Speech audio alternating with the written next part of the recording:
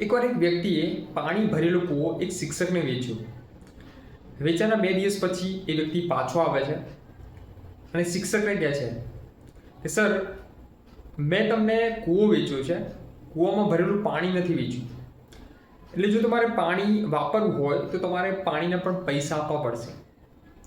એ સાંભળી શિક્ષક જવાબ આપે છે કે હું પણ તમારી પાસે જ આવવાનો હતો અને એમ જ કહેવાનો હતો કે જો તમારે પાણી ના વાપરવું હોય તો તમે કાઢી લેજો, નહીંતર કાલથી તમારે કૂવામાં પાણી રાખવાનું ભાડું આપવું પડશે.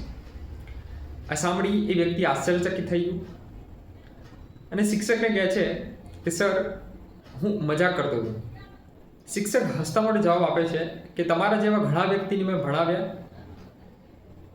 કોઈ વકીલ બન્યું, કોઈ ડૉક્ટર બન્યું, કોઈ શિક્ષક બન્યું અને આજે લાઈફમાં એક સારા મુકામ પર છે. તો દોસ્તો, કહેવાનો મિનિંગ એ છે કે ગુરુ હંમેશા ગુરુ હોય છે.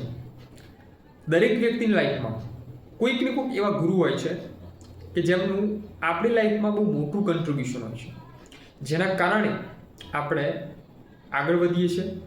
જો તમને પણ આ સ્ટોરી ગમી હોય તો તમારા ગુરુને જરૂરથી મોકલજો. થેન્ક્સ.